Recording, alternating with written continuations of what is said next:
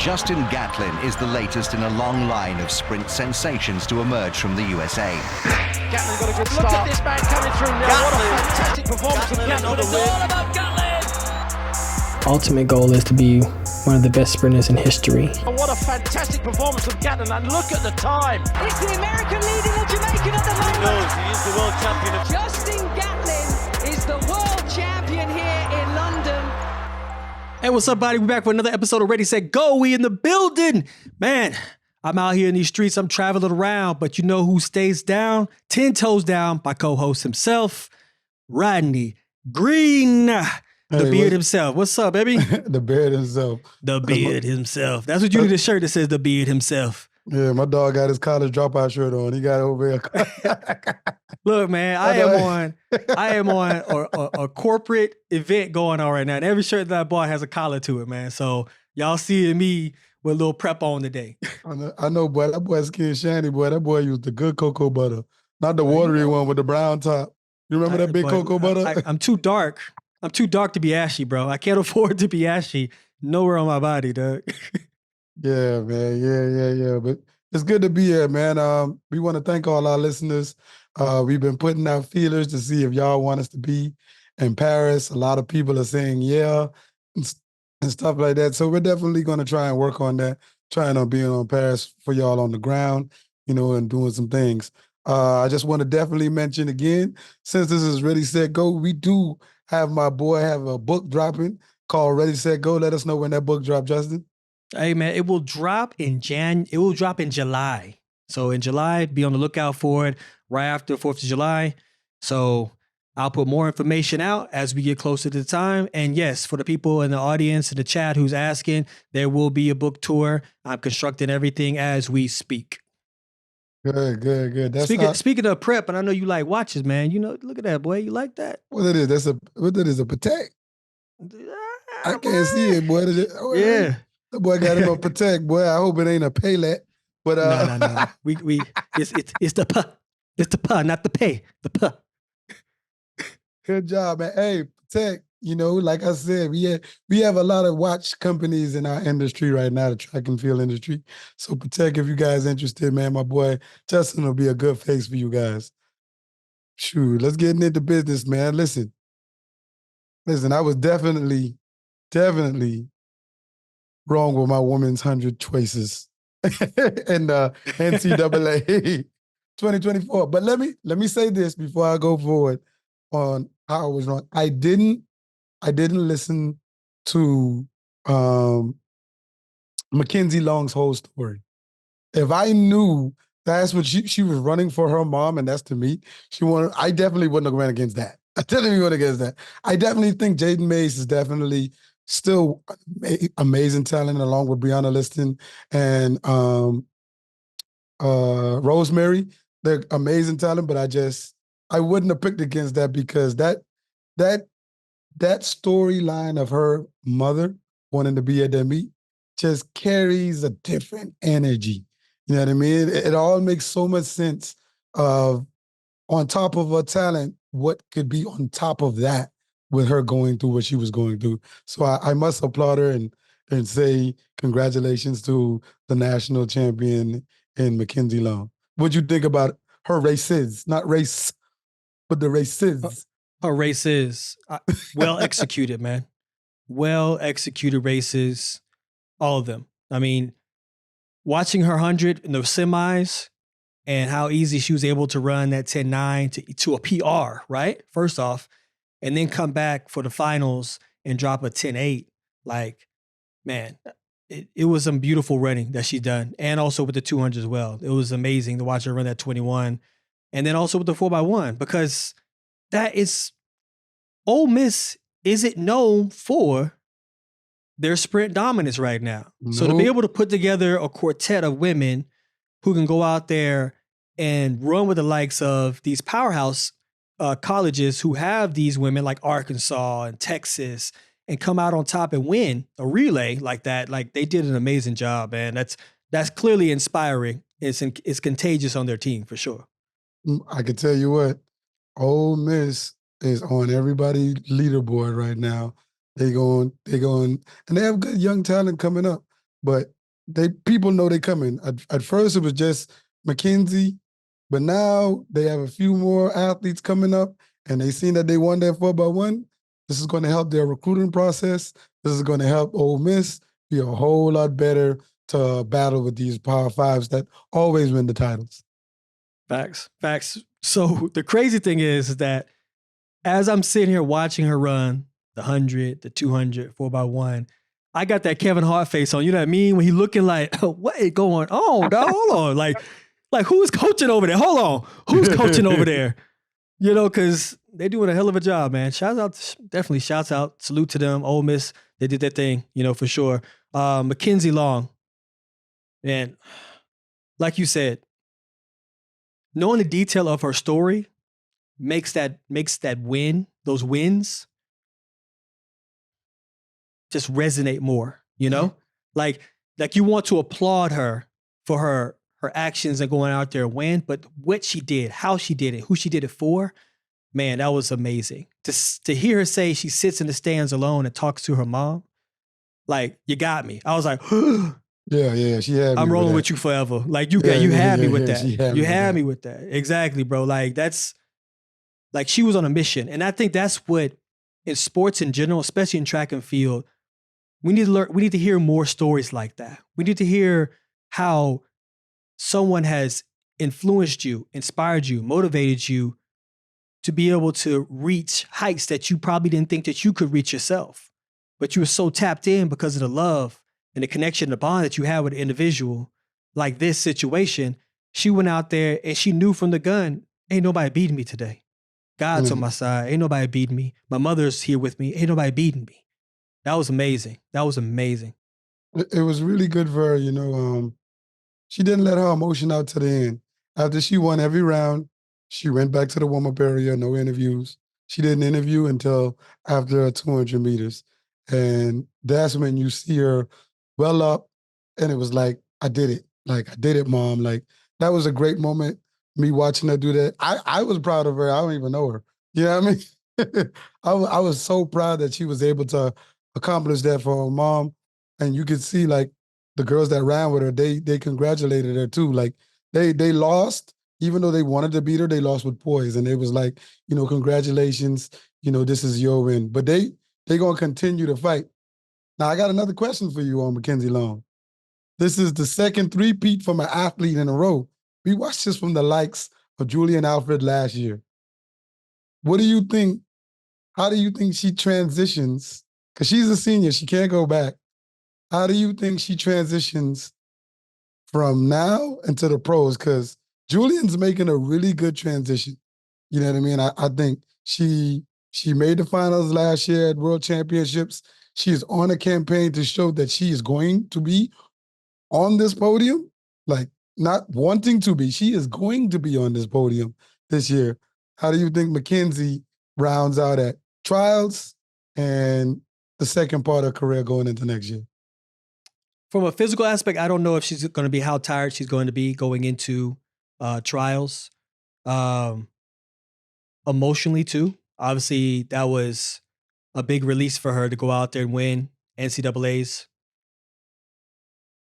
But beyond that, bro, if she runs with purpose, like she just ran this season with purpose, like she just won NCAAs with purpose, if she continues on that same trajectory of executing each race with purpose and having a real identity to who she is and what she's there for, she's going to be A-okay in the professional realm. Like, she'll be A-okay. And this is what you want to see out of your pros. You don't want to see them just going out there, just running, making some money, and, you know, that's it, just flashing a little bit. Like, you want to see them going out there and running with a true desire for it. And you're going to get that from her. So any shoe company that signs her coming out of college, you're lucky. You have a fighter in your hands. You have someone who understands how to elevate themselves beyond their own comfort zone and still to go out and achieve greatness like she just did. If she keeps building on that, you have something special.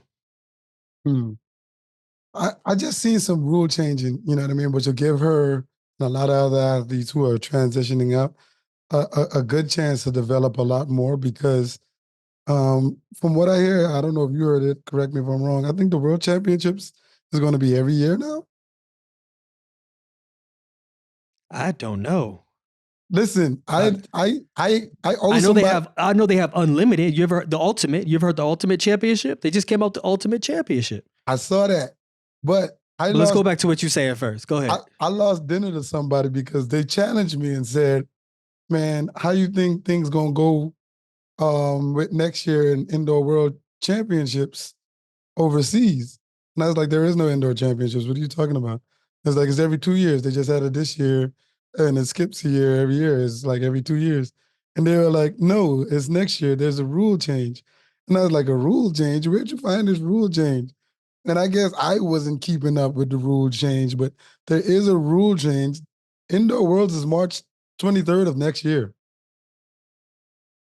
I don't know. So it's a rule change. Yeah, it's definitely a rule change that I wasn't aware of. So, I mean, like, you can step up a whole lot quicker now and see it's March 23rd of 2025 in China. Now, I don't know if that's the one that we skipped during COVID. Yeah. It was in China. Yep, because I got skipped. Yep. Yeah, We all knew that wasn't going to come. That was straight up in Wuhan, I think, too. Like, I think that World Championship was right there at ground zero, boy. Yeah, it's going to be at the Nanjing Q. So when they showed this to me, I was like, I owe you dinner. I ate dinner. Because I was hard on, you know how I go. They go every 2 years indoors, every 2 years Worlds, every 4 years Olympics, and they trickle together. But you know there's one off year where there's nothing. So I don't know, World Athletics is changing everything to where there's never a nothing year anymore. Because there's only like 1 year where they used to have like the Continental Games or just the Diamond League going out there, but there's no real championships out there at all. So I guess they're changing that. But we'll look more into that. If you know in the comments, I'm probably going to have somebody, I know I say this every time, somebody in the comments going to let us know. Let us know in the comments. So when we look at those comments, I'll have my definitely right information. But I do know Indoor Worlds is next year. Somebody didn't tell about it. Let us know about it. So moving forward, we had the men's 100 meters. It was an anticipated race, especially for us here on RSG. We had a couple of guys that we felt that could get the job done. And Louie, Hinchliffe, came out on top. I watched the race. It was damn near a blanket finish, dog.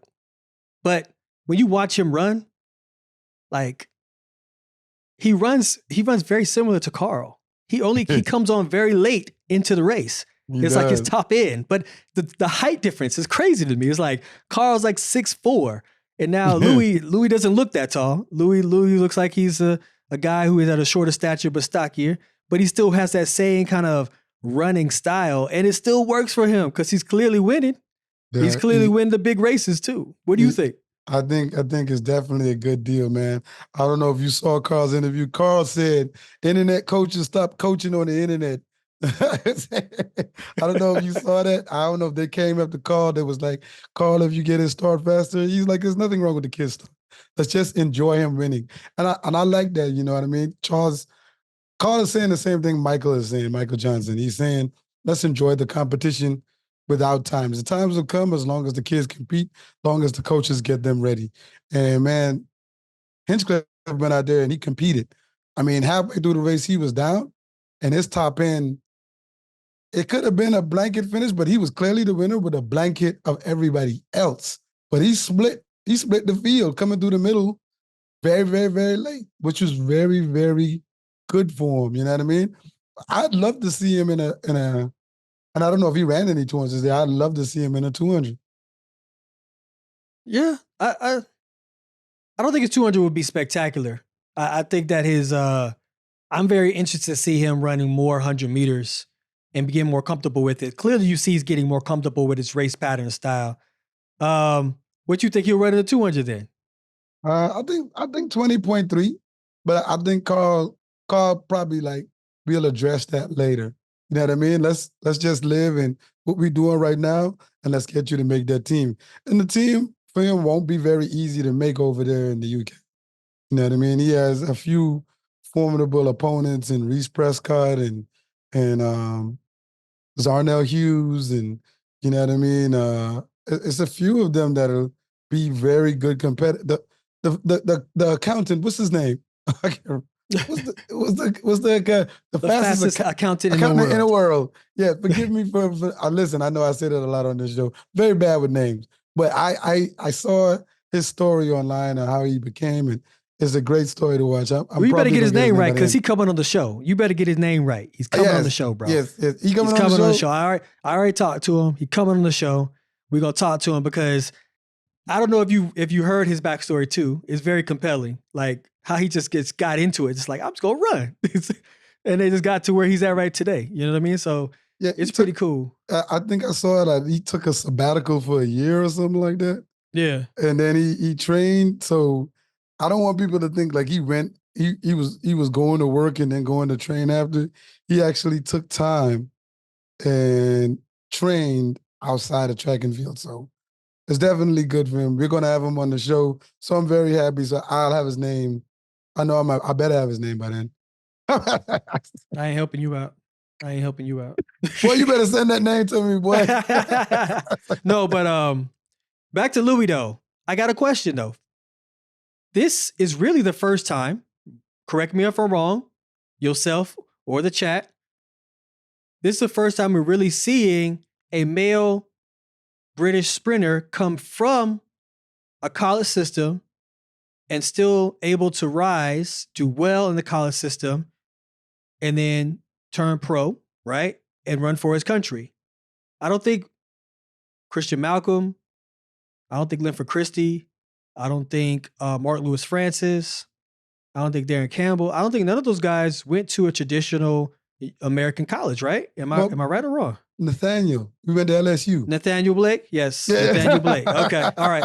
My bad, Nathaniel. You the first, dog. He's like, see my flag? I did this. yeah, Nathaniel. And Nathaniel's very accomplished. He's over there on the track network, right? Yeah, so. He is, yeah. Let's shout him out. Nathaniel, man. Yeah, he went to LSU. Listen, I've never heard him converse about track and field. In the college days? I never heard him. He was one of those people I just never heard him really talk. I never heard him really talk. Clearly, this is a running thing for me. I haven't heard a lot of people talk before. But then watching some of his interviews and then hearing him talk on the Track and Field Network, shouts out to them, like he knows his shit. He knows his shit. And I like the way he thinks. Yeah. Shouts out to him, man. He does know. But to your question, yeah, I think he is the first one to win it all. We've had successful ones that placed, but I think he is the first one to win it all. Another thing in that race, I don't know if I should put this out there, but I'm going to put it out there. Hold up. It was somebody from the Bahamas. Somebody in the Bahamas was in the race, yes. But not only that, there was only 2 Americans. Every other athlete was from another country. Wow. There's only 2 Americans, bro. How the tides have turned. There was a Bahamian, but there was Nigerians. There was Great Britain. There was South Africa, but there was only 2 Americans. I love it, dog. I love it. For real, dog. I really do love it because now it's like you get to see clear representation of so many different countries. You know what I mean? Like, and you're seeing the young stars, and then you can watch the young stars grow from college and turn pro, and you still can root for them. I love that, bro. I love that. You know, our sport, dog, you don't get to see what's happening in other countries usually. And all of a sudden somebody just pops up. You be like, what the hell? Who is that? Who's that right there just running crazy? You find out that there was a young child phenom growing up in a country that we never even got to see or witness how they were competing at a young age because it wasn't televised, you know? So it's a gift and the curse of our sport. So I like the fact that Louie has really traditionally rose through the ranks, and now he's one of the top dogs, not only, you know, for his country, but for NCAA and the future, you know what I mean, of sprinting for Great Britain, but international sprinting too. So good job to him, man. With him on that 4x1, definitely going to be a game changer, man, once he jumps on there. Because they got a good group of guys already, but he definitely will be a game changer once he's inserted. I'm definitely going to be watching for Great Britain's Olympic trials. I want to see how this They all always be forms there, out for them. man. They always be there, dog. If I had to get disgruntled by any country, it would be Great Britain's relay, boy, because they there, boy. You just Always. be like, oh man, they there. And the funny thing is, none of them got to be in the final for them to be there. Like, Yeah. none of them have to be there. But that They 4x1, they're gonna be there. They come with the fresh legs. They're there, and don't you dare hand that baton off at the same time as them on that fourth leg. Oh yeah, because most likely you gonna get beat lunch. Yeah, man. Let's talk about the 200 from boy. Listen, boy, let y'all forgive me for these names. Shikana Traore. But what was impressive for me, for him, and this 200 is he came on definitely late. I had the kid from Alabama to really handle everybody in the 200. You know what I mean? But this guy from Penn, he's a transfer from a D3 school, and he came to handle business. And he's from the Ivory Coast. Yo, that is a sleeper, if not one, boy. Yeah, 1995. Who saw him coming? No one saw him coming, man. Nah, no one saw him coming. You can't see him coming if he's in the front. Because he's just in the front. You just see him all the time. I want the audience to understand and know how difficult it is to rise from a D3 school to become NCAA champion. D1. Over at the D1 level. Listen, I definitely want to hear his story, man. Because I want to know like what made him go, or how did he end up at a D3? Like, obviously he's talented. You know what I mean? I feel like he signed the wrong paperwork. He's like, damn, hold on, I'm about to sign D1. This D3. Shit, hello, how'd I get out of here? Excuse me, how'd I get out of here? It's just crazy. You know what I mean? But I think D3 is something like when you go through the JUCOs like Barton and stuff like that, people, or South Plains, a lot of our international athletes take that route. They go through either a D3 or a JUCO, and then they go to a D1. And I know a lot of Caribbean and overseas athletes who went through Barton and South Plains. So it's definitely but I definitely want to hear more about his story.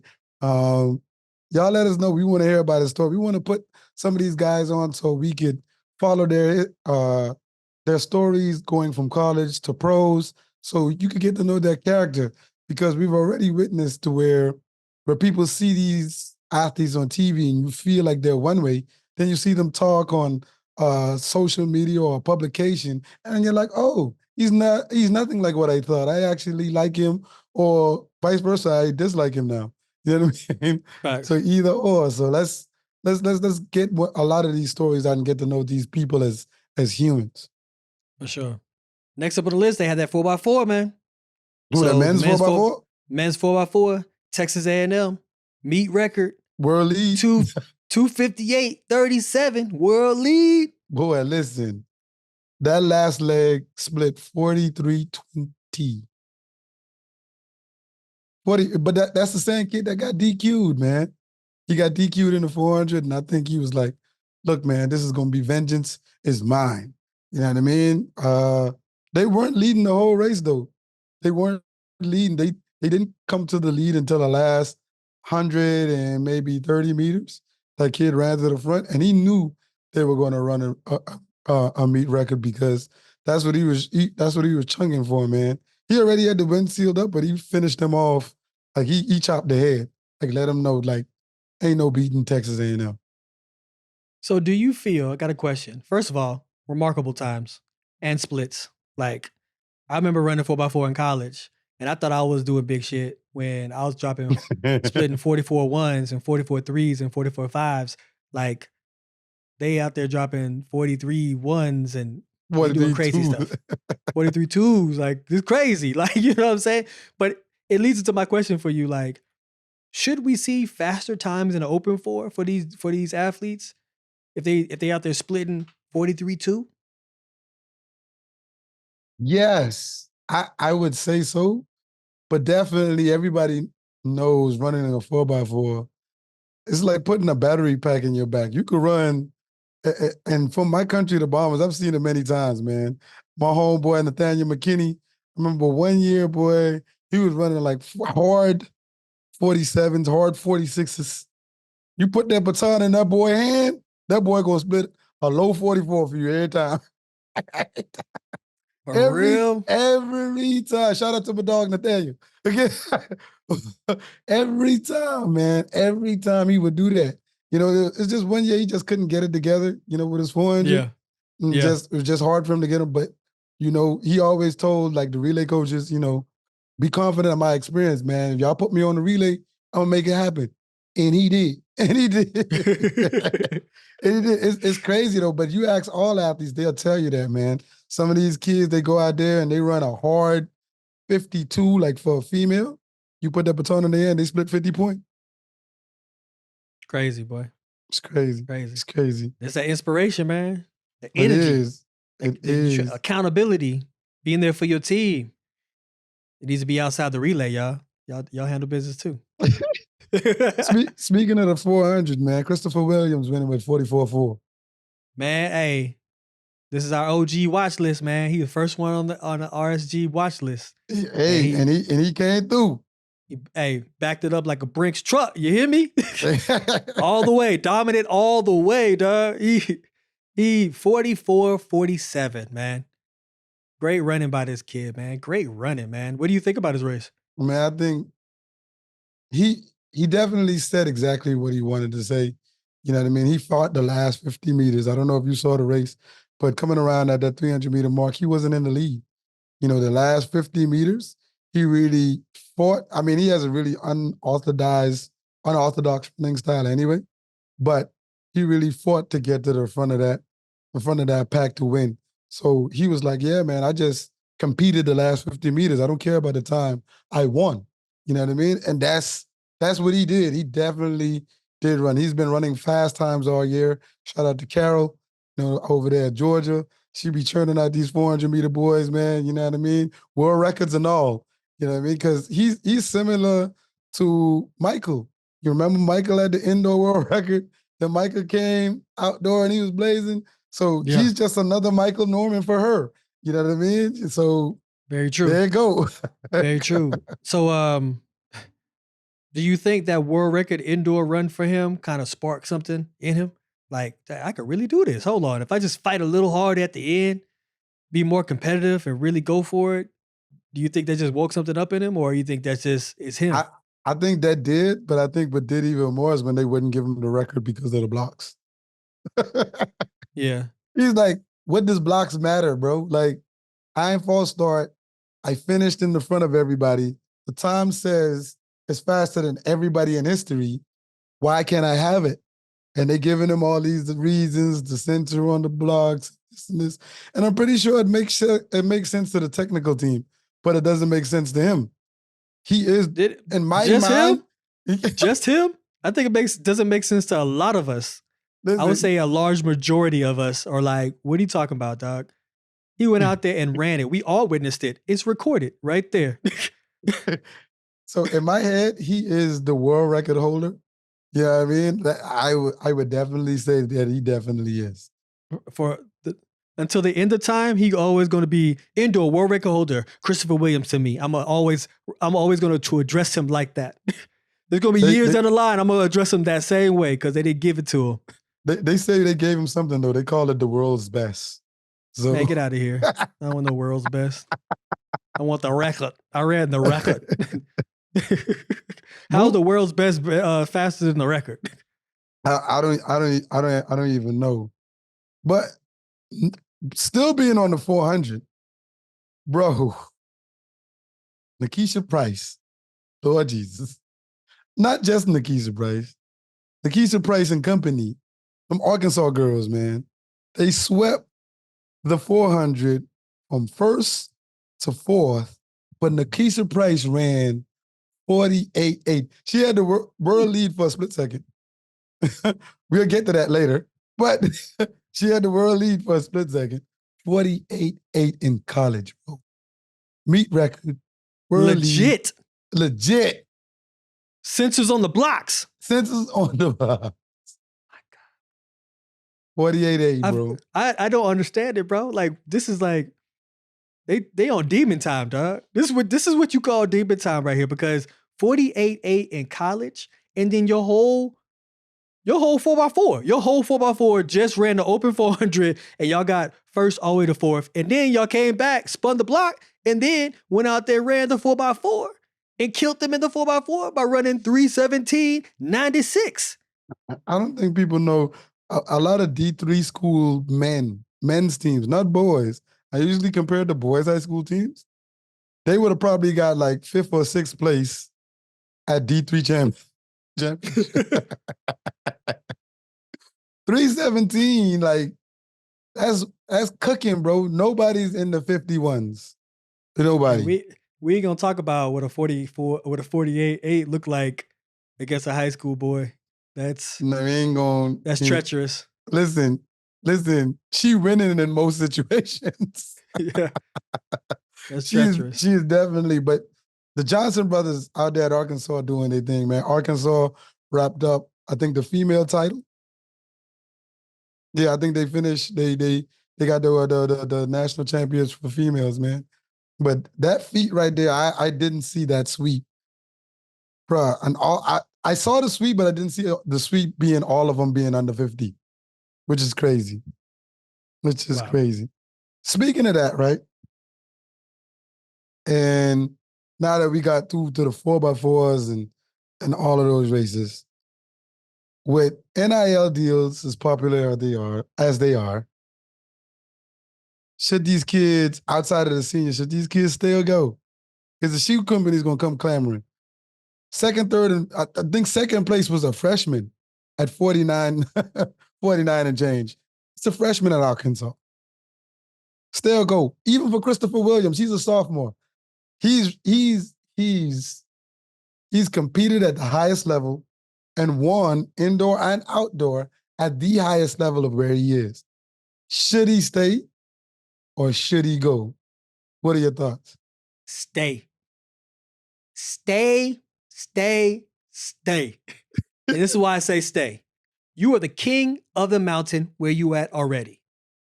If a company is willing to pay you for your likeness and you still can go out there and dominate the same field that you've been dominating this year, that you're probably going to see them next year again, and you stay healthy, you already top dog. People already going to see you as the king of the 400. He doesn't need to come out. And I feel like if he comes out, now he has to worry about the travel woes that he felt when he went to the Bahamas. Now it's going to be even bigger. Now he has to go overseas, Rome, Japan, China, Stockholm, Lausanne. Beautiful places to go, but hell of a lot of energy spent, hell of a lot of time, hell of a lot of effort that's going to come with that. I think he should stay, build up his persona, keep going out there winning, be the king of the 400 for the next 2 years, keep getting that money from the NIL, and then you turn pro. Keep stacking your chips up, because I feel like he turned pro now, he's just going to be thrown right into the mix with these seasoned 400-meter runners who know how to run around the world, and they're going to punch down on him because they're like, all right, cool, you think you bad because you run 44.4? Well, let me show what it looks like when you 5 hours out of your own time zone. I'm going to show you what it looks like. That's definitely a great take. So you think that's what transitioning our younger athletes, the kids that have dominated, you feel like this is where some of them have messed up, or some of them didn't understand the transitioning process of what you just said, the travel, the agents, the preparation, or even leaving their college coach and going to a professional coach. I know you talk about transitioning all the time. You know what I mean? I know you getting your Gatlin consultants together to where you can consult athletes transitioning, you know what I mean? Which is a great business move for you. But explaining to the athletes and transitioning what they're up against and what they're about to face, I think is a great idea of what you just said. You know, how their therapy, they have to get it on their own now. There's no more training room. Or their chiropractor, you can't go to the school chiropractor. You have to have your own. You know what I mean? Travel. Your agent has to book your travel, and you have to be responsible to be for your flights. Nobody's going to follow you around, and it's partly a part of adulting at the same time. You know what I mean? So what are the woes you think in transitioning for our fans and for some of our parents to know of what a kid will face in transitioning from pro, from collegiate to pro, and why you would tell somebody like Christopher Billings to pump your brakes. They're going to throw money at you, but just wait. I'm going to say the reason why is because everything that you know about college that's accessible to you, a training room, a cafeteria where you can get your already prepared meals, going to meets, flying on planes that you didn't have to pay for, hotels that you don't have to pay for when you're in college. That's all on the college dime. All that stuff that's going to change once you turn pro. Now, guess what? You got to book your own tickets or your agent, luckily. You got to be able to find and prepare your own meals. You can't just go out there and keep eating McDonald's or Wendy's or fast food stuff thinking that's going to get the job done because it's convenient and easy for you.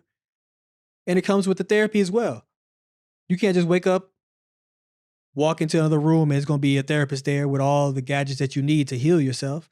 You got to go out and search for quality therapy, massages, acupuncture, cryo chamber, any of those modalities that you had in college. Now you got to search for on your own, and you got to first search for someone first who knows what they're doing. And then on top of that, who aren't too expensive. That's got to try to break the bank on you.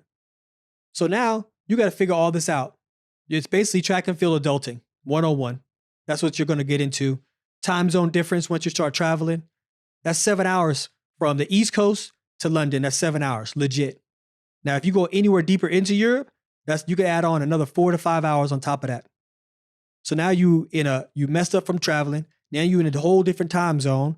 Now you got to figure out what foods you can eat and that's comparable to your taste buds that you're used to having. Everything changes for you as an athlete.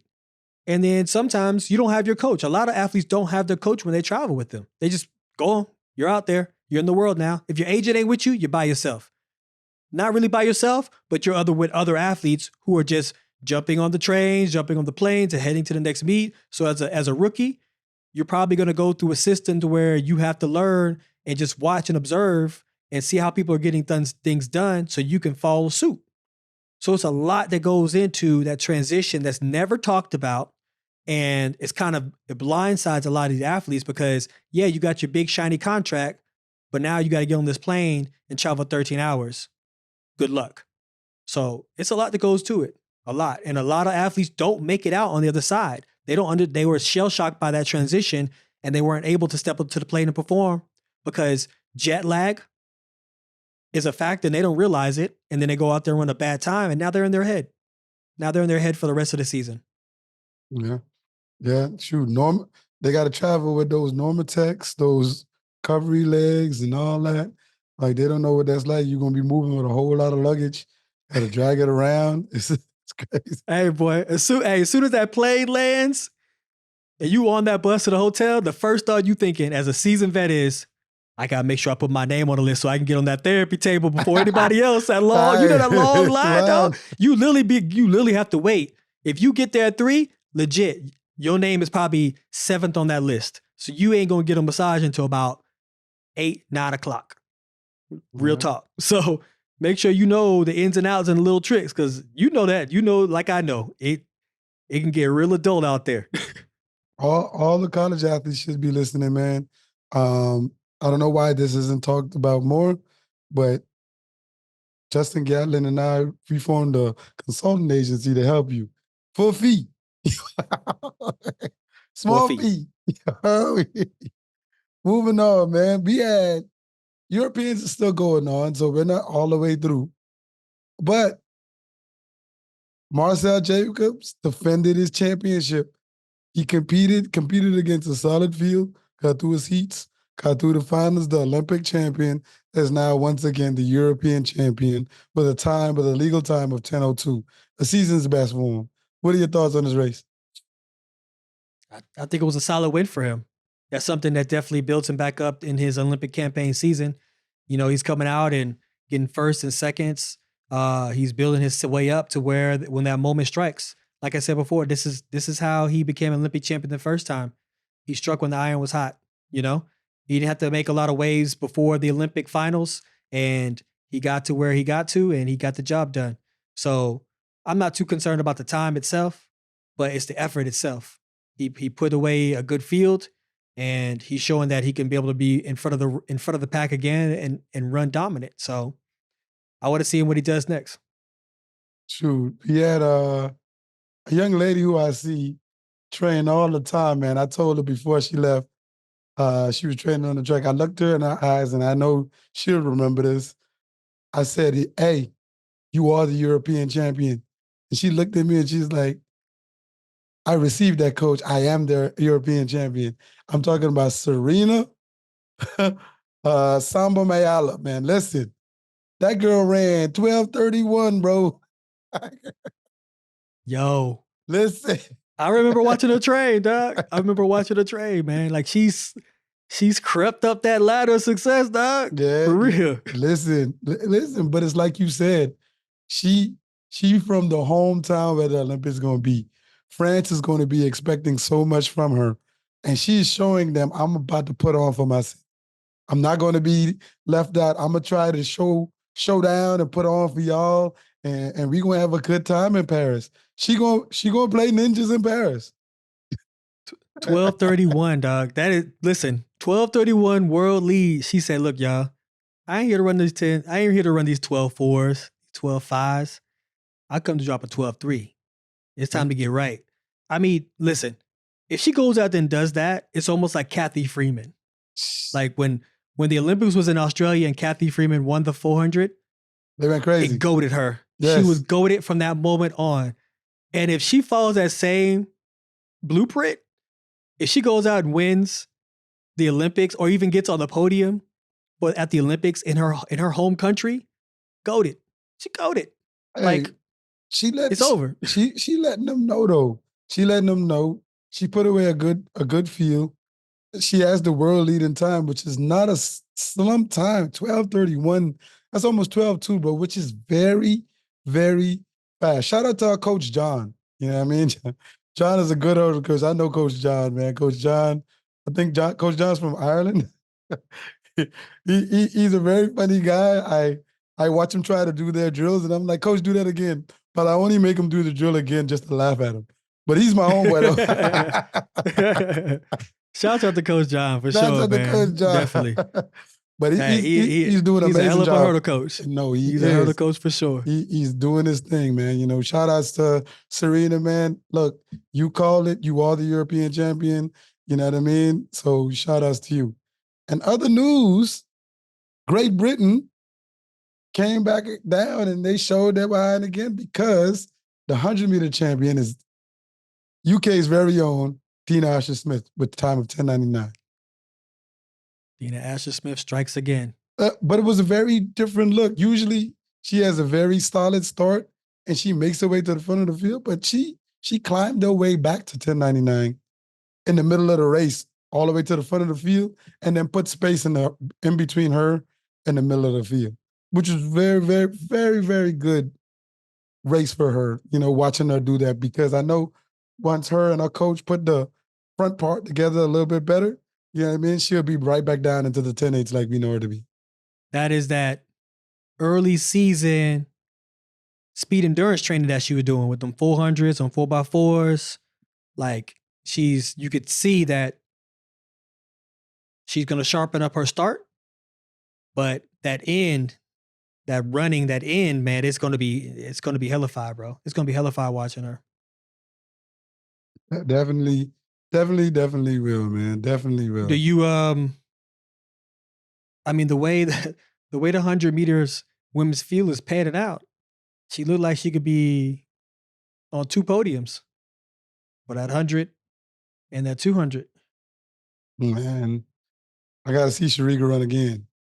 I don't know, man. Listen, you missing a lot, boy. Listen, it's a lot of formidable opponents to where, yeah, I hear you about Dina, But her training partner in Julian, boy, she ain't playing no games. Sharika ain't gonna be playing no games. You still haven't seen Shelly Ann. Sha'Carri Richardson not playing no games. You know what I mean? We still have Melissa Jefferson, Tamari Davis. You know what I mean? It's still a lot of people. Tolu still out there. You know what I mean? Like it's still a lot that hasn't happened that we haven't seen. You know, this could be a lot of people's year. Aaliyah Hobbs. You know what I mean? This may be the year that she puts it together. You're right. Yeah, You're right. I'm just emotionally shaken by the news I heard about Elaine. So, you know, I created this huge void, but I have to pay respect to all those women out there who have been dropping times this season because they not going to just move out the way. Nope. Especially for no 10-9. Nope. So I get it. No. Nope. Yeah, speaking about Elaine, man, shouts out to her team, man, to get her back healthy. You know, I seen her being carried off the track. I hope that everything is all right. Our prayers are with her from our RSG. You know what I mean? We just want to shout out to Elaine. You know, we Elaine fans over here too. You know, so shout out to her. For sure. Speedy Definitely. recovery. Exactly. Shoot. Speaking about that, moving on to the women's 100 at New York, right? We move on, and they ran into a headwind, a pretty strong headwind, by the way. It wasn't a light headwind at all. You know what I mean? Watching them try to finish the race, it was just tough. I wish there was a way like all the professional meets could be like turned around, because like we never really, like regular fans will never know like what's that like. They'll see those times and they'll be like, oh, any high school phenom could run with those girls, when it's not the case.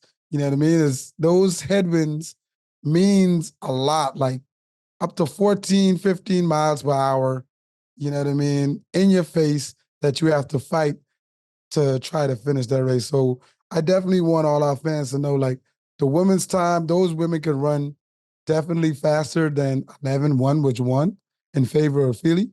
But like I said, like, it was just it was a really well-ran race for her.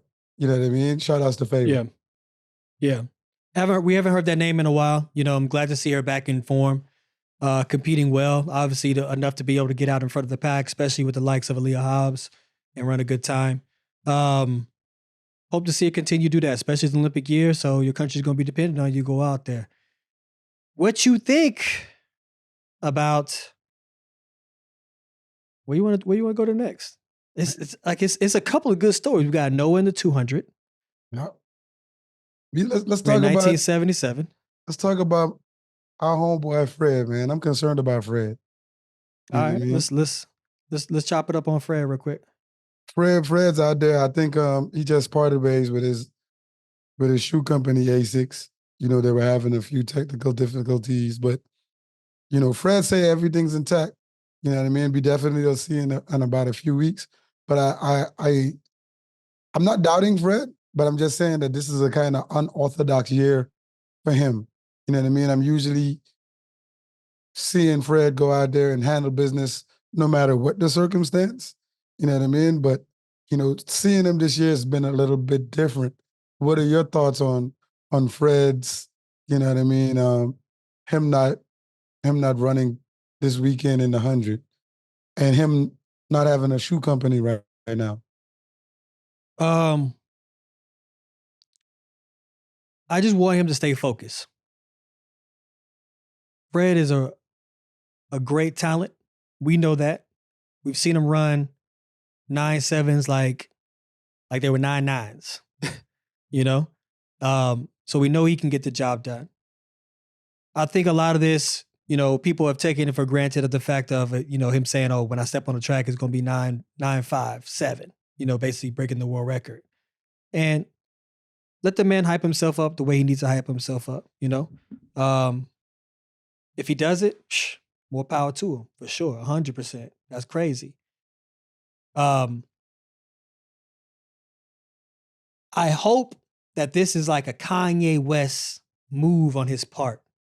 that if he's unhappy where he's at with ASICS, he found some kind of loop in his clause in his contract to where he could terminate his contract without a lot of ramifications. And because they said that he was wearing competitor spikes before the competition, and that's what prompted this situation happen for where they abruptly parted ways, him and ASICS.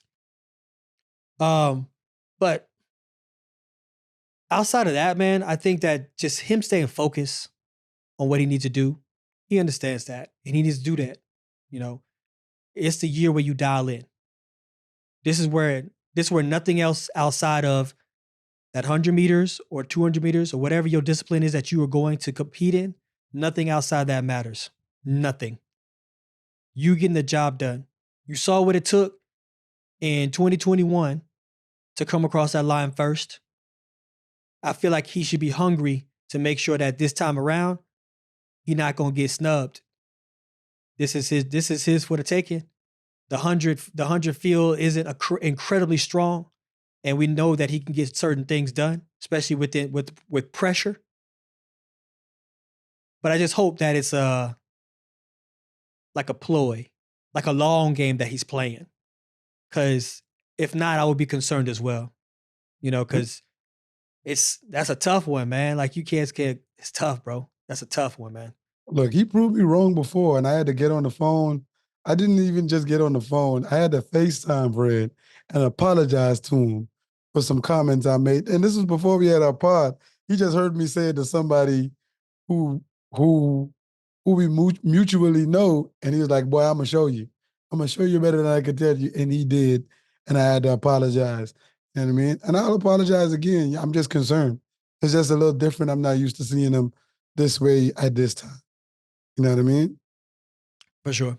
And other stories, the men's 400, man. Kirani James, man, 44.5. Season's best. He's running out and coming back, man. You know, he's fighting to show that, yeah, I've been in the game long, but I'm still one of the guys. I'm still going to be on this podium, man.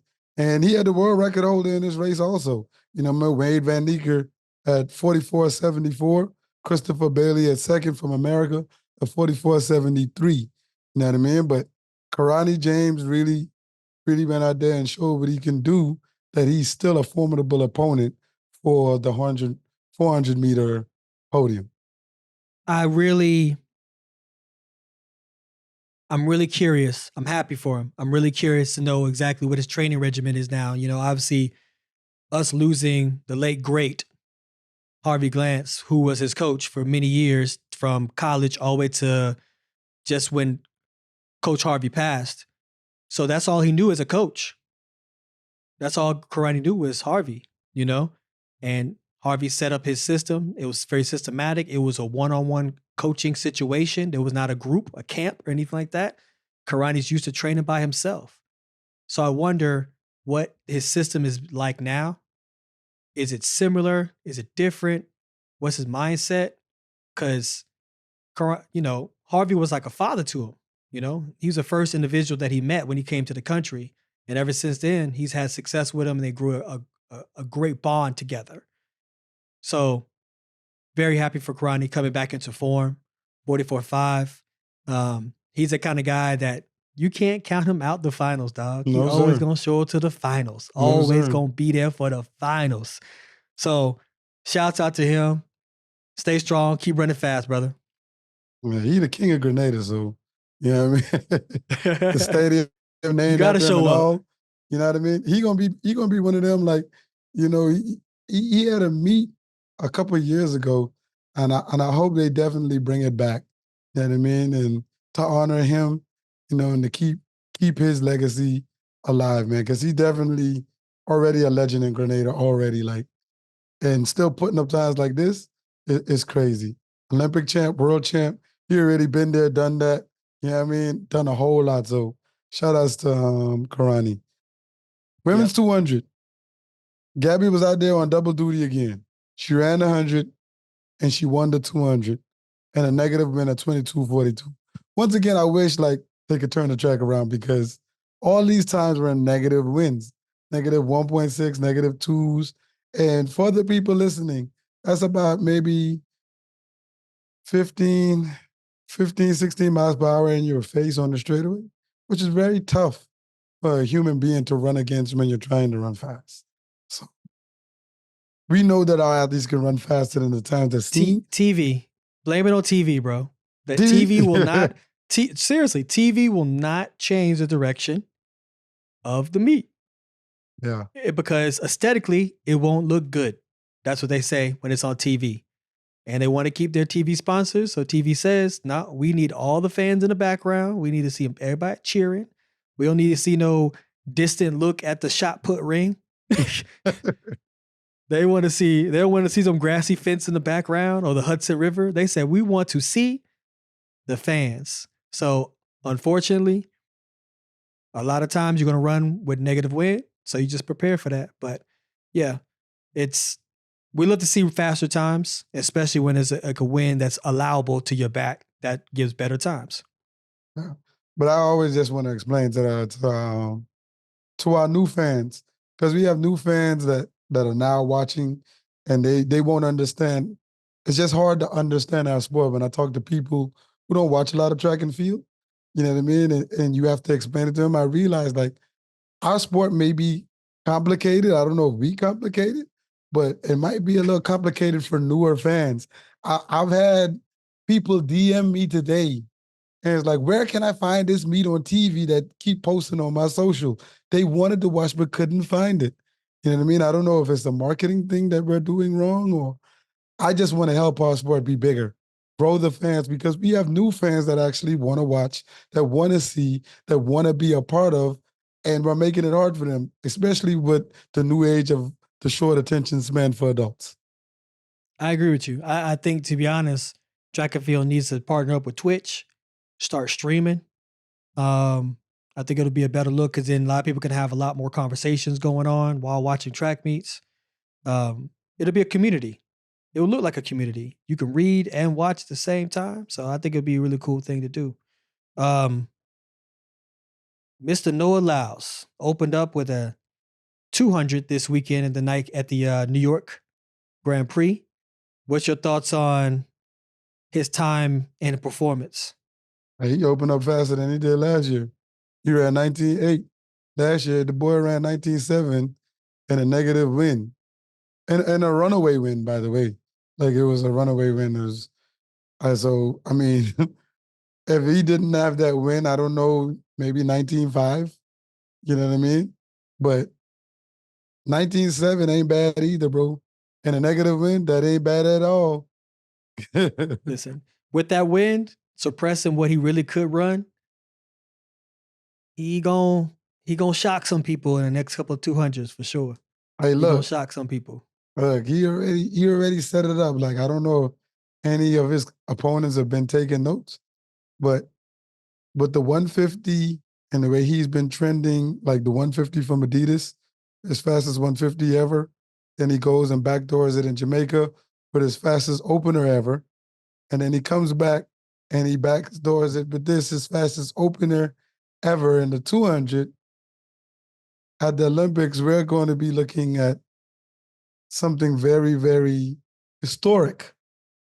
You know what I mean? I think him and his coach are really cooking something to be very good. But I think other coaches are cooking too, and they want to stop him. It's going to take a lot to stop him. Hopefully they are prepared. Absolutely. Absolutely. With that being said, hold up. Miss who? Sydney. Hold up. Oh yeah, my bad. Go ahead. We on the same page then. We are. Miss Sydney. Miss Sydney. The Sydney. Sydney McLaughlin Larone. Sydney McLaughlin Larone. That sounds very chic right there. It is, man. She went out there and dropped a 48.75 for the 400, an opener. She took the world lead from an impressive 48.8 in the collegiate realm from Prix and then she dropped to 48.75. But the difference between her and Price is Price has been running all year, so she kind of sharp. We talking about Sydney, who only ran 3 races this year. Well, 4, because she ran the 100-meter hurdles. And all of them were different. She ran the 100-meter hurdles, then she ran the 200, then she ran the 400-meter hurdles, now she ran the 400. She is competing against herself in a pentathlon. I don't know what she's going to do next. You know, she might she might run, the 100 flat.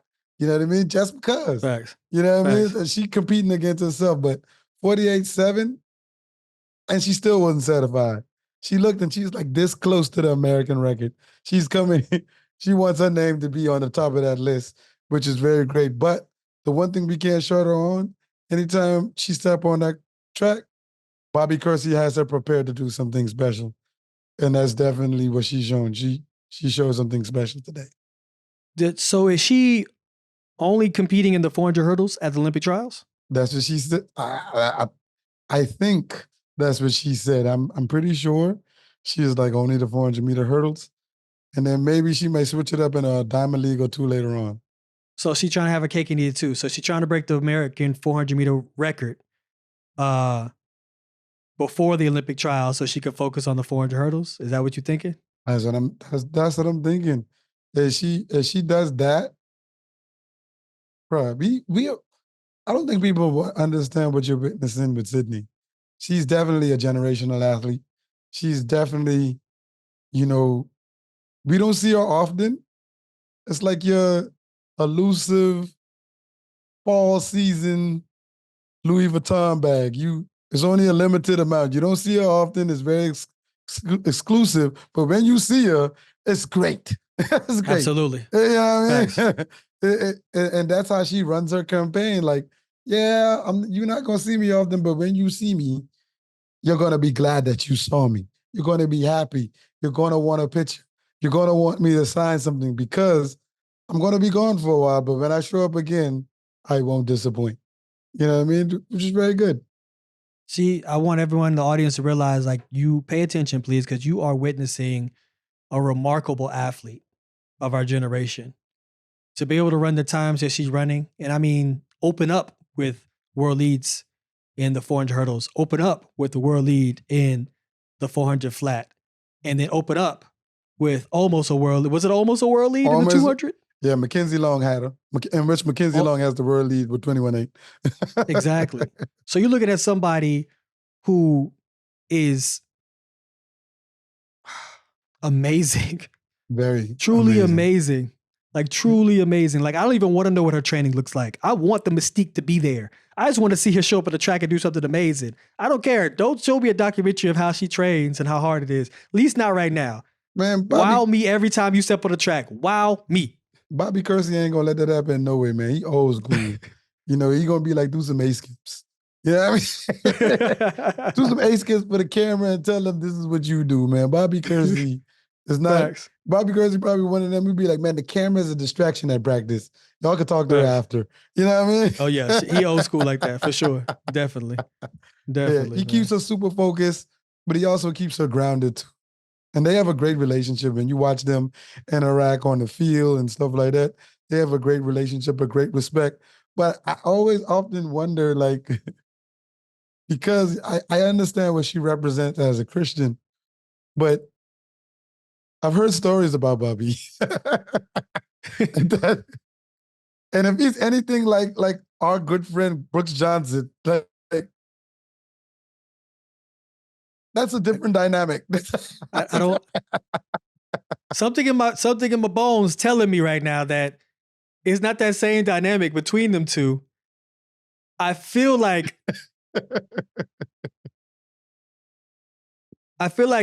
City be coming down on Bobby. Like, hey man, look, stop trying to cut my workout in half right now. I want all of this workout right now. Like, she's so determined, bro. She's so determined. I don't think he needs to be like, get your ass up off the ground. Like, she wasn't even on the ground to begin with. She never laid down.